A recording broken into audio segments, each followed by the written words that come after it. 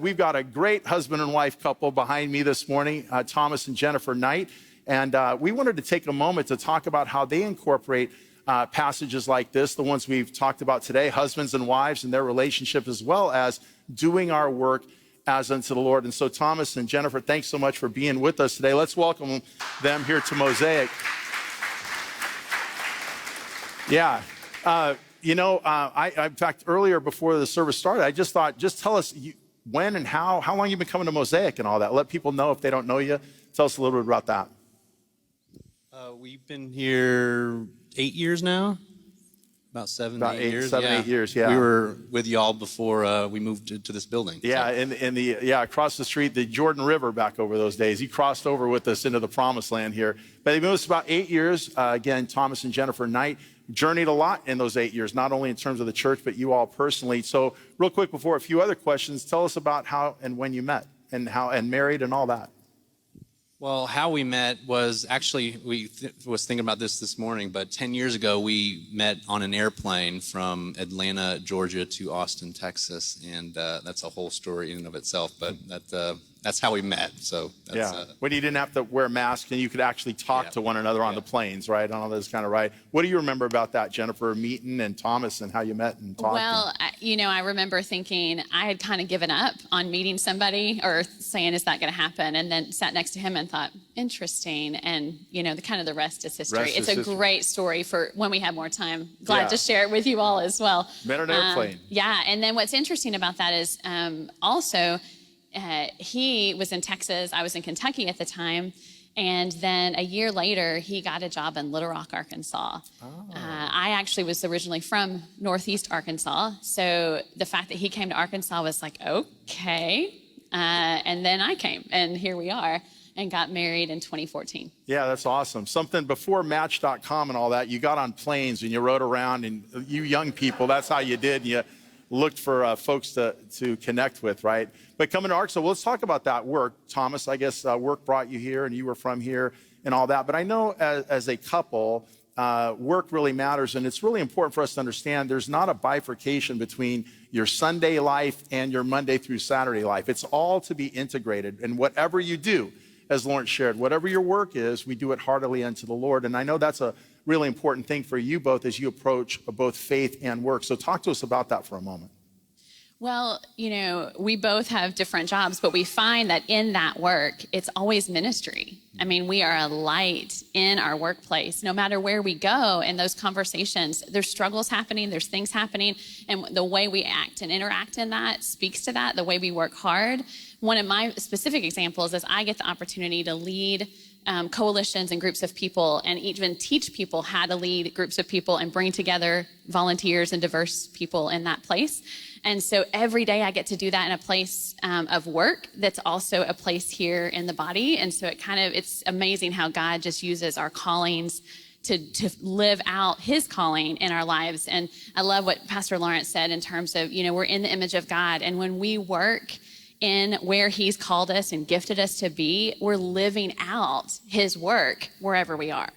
Yeah, and I imagine that you're able to incorporate biblical principles and truths and values without saying, open your Bible today, right? How does that work for you in your work, Thomas? My 8 to 5 job is in financial services. I'm responsible for 8 people in my groups, and it can be as large as being relatively open with my faith at work. I mean, there are obviously believers in the workplace, so we share that in a one-on-one setting pretty openly with each other. And it can be as simple as just loving the people who you are around, and then it sounds kind of trite, but ultimately I think showing that love, whether it's reaffirming an employee's tasks or congratulating them on a really job well done with a client, and just those little things, I think when it comes from the heart and just in an attempt to build up or to reaffirm or to just to help reestablish somebody, I think those are the small things that I try to find in everyday life. Yeah, when it comes from the heart, it doesn't have to be this or that. It's just being ourselves, and that reflects Christ well in the workplace, as we should do all unto the Lord, as we've learned this morning. So we've talked a little bit about work. And by the way, part of the reason to talk about that is to help all of you watching and, of course, here today as we think about that, this idea. A friend of mine wrote a book years ago called Your Work Matters to God. But so often we think about, let's say, people in ministry, maybe pastors or missionaries, let's say, and you think these are the people really doing the work of the work of God. And that's not true. We're all doing the work of God. Wherever you find yourself, whatever your role, whatever your job, whether you're even a stay-at-home mom, whatever it is, we're to do that work heartily unto the Lord and know that the seeds we sow through good attitude, the way we treat one another, using biblical values and principles, all of that matters to God. And so we want all of you to know, just because you're a pastor or missionary, nobody's better than anybody else. We're all in this together to impact the world for Jesus Christ. We've talked a little bit about work. Let's talk about marriage, right? So you've been married how many years then exactly? 6.5. 6.5 years, yeah. And so I know, knowing you both personally, you know, Linda and I, marriage has its challenges, right? Especially the longer you go in marriage, it has its challenges. Linda and I coming up on 34 years of marriage. And of course, just like they say, you live long, there's challenges. But you've had some challenges related to marriage, both in terms of interpersonal, as well as with children and childbearing, miscarriage, the loss of your precious girl, Clara. And so talk to us about marriage, some of the challenges, how you're navigating that as a couple, again, in your own interpersonal as well with tragedy and loss. Yeah, marriage is hard. I mean, we're still newlyweds, but just even knowing just every day and the doldrums of, I heard at a wedding a couple years ago, just your routine yucky Tuesday morning, like marriage isn't always these highs. There's a lot of ups and downs, and unfortunately, and I guess truly from the sovereignty of God, we lost our first daughter, Clara, in 2015, stillborn. Many of you guys walked through that with us during that year, and and that week I lost my job, which was probably the last snowstorm we had from this year. So when you experience those losses from a human perspective, even today and the worship, just really understanding that the submission to God, at some point you can only truly recognize that we are really not in control. Our plans and our dreams and our expectations and our hopes, those are truly our own things. Yet God has a plan, and that it really hurts and it's terrible every day.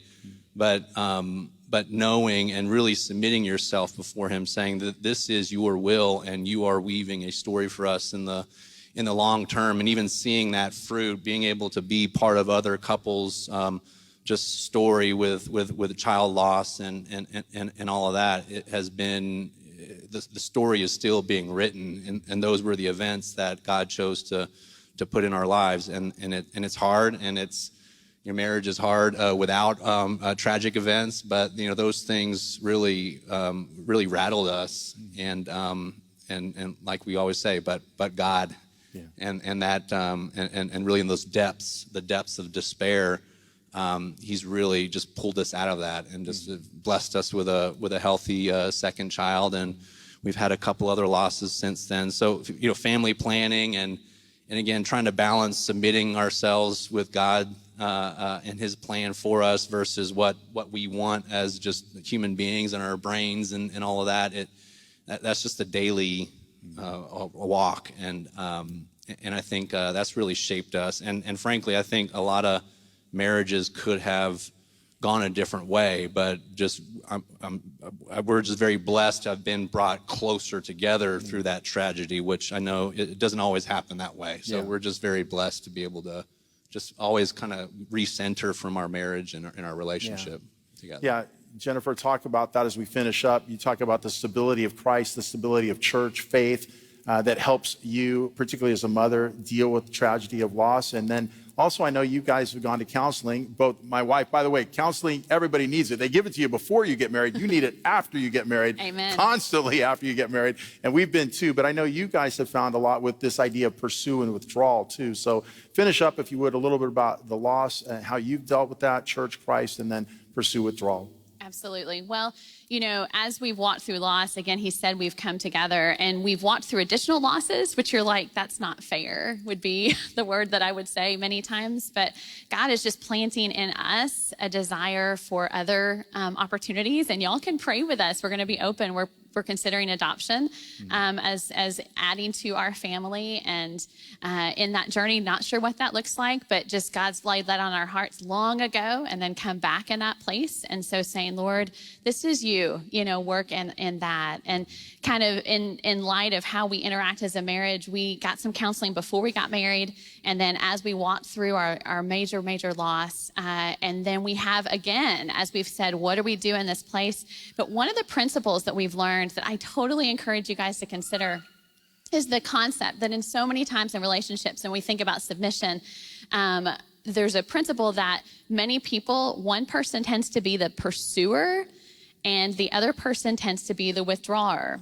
And so what we've learned in our situation, I'm the pursuer, Thomas is the withdrawer. So when you come together and the pursuer says, hey, pay attention to me. Hey, let's work this out. Let's solve this. The withdrawer says, I'm withdrawing further. I'm withdrawing further.